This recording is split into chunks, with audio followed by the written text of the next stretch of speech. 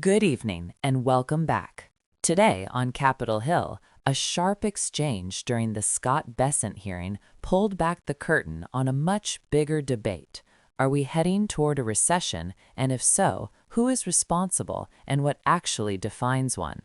Before we go further, if you want clear, no-nonsense breakdowns of what's really happening in Washington and how it affects your money, your job, and your future, make sure you subscribe and turn on notifications so you don't miss any of our coverage.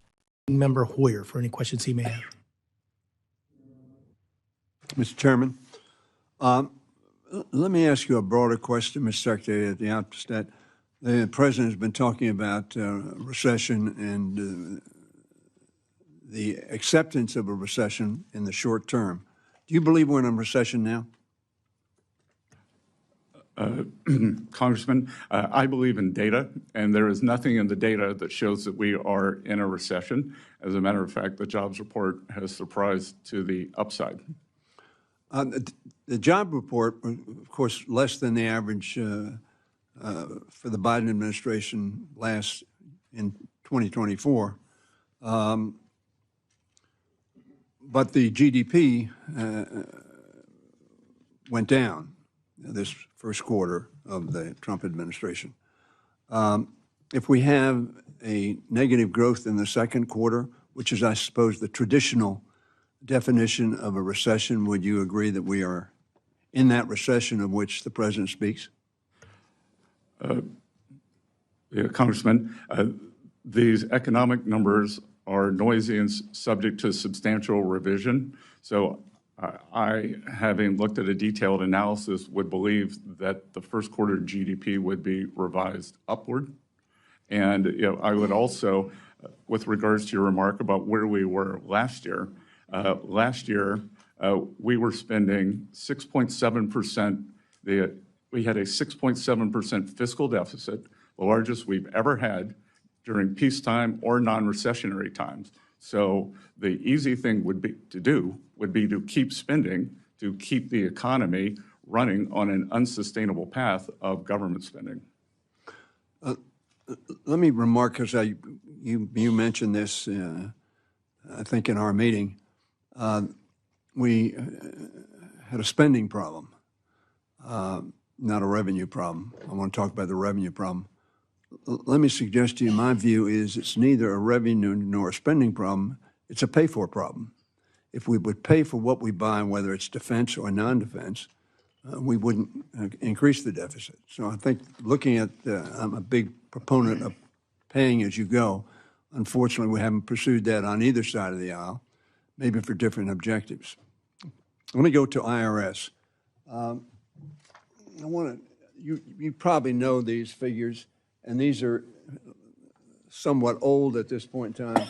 But what they reflect, as you will see, is a substantial decrease in the resources of the IRS, particularly in enforcement, as the blue representing an increase in filings, the orange representing the nominal, and the dotted line, the net actual value of the funding for IRS, particularly enforcement.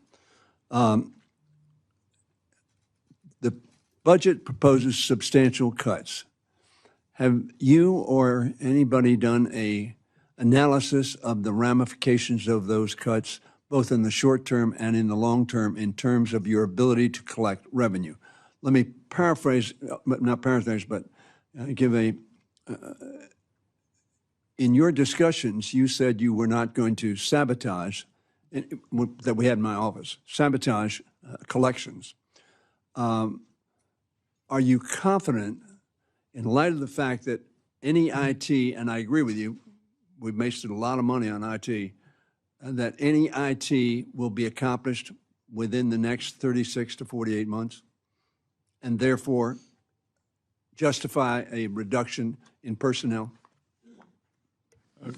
Congressman, let me work backwards there. So I am confident that we will make substantial progress in the IT and right-size the payments the payment system, the collections system. As I've repeatedly said, my priorities are collections, privacy, and customer service. And again, the substantial increase in the enforcement group, there is nothing that shows historically that by bringing in unseasoned collections agents that results in more collections or high-end collections.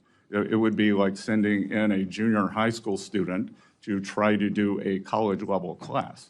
That becoming a high-end IRS collections agent is something that one grows into. So I believe through smarter IT, through this AI boom, that we can use that to enhance collections. And I would expect that collections would continue to be very robust as they were this year. Chair now recognizes the gentleman from Arkansas, Mr. Womack, for any questions he has. Thank you, Mr. Chairman. The moment came when Congressman Steny Hoyer asked a question many Americans are quietly asking at home. The president has openly talked about accepting a recession in the short term, so the question was simple but loaded. Are we already in one? Scott Bessent's answer was careful. He said he believes in data, and according to the data, the United States is not currently in a recession. He pointed to the latest jobs report, which surprised economists by coming in stronger than expected. That matters because job growth is usually one of the first things to collapse in a real recession. But Hoyer was not done. He brought up something viewers may not have caught at first glance: GDP. Gross domestic product actually declined in the first quarter of the Trump administration. Traditionally, 2 consecutive quarters of negative growth is often labeled a recession, so Hoyer pressed again. This is where the conversation moved from statistics into philosophy. Bessent pushed back on the idea of quick labels. He argued that early economic numbers are noisy and often revised, sometimes significantly. In his view, the first quarter GDP decline may be revised upward, meaning the recession label could disappear retroactively. And this is important for viewers to understand.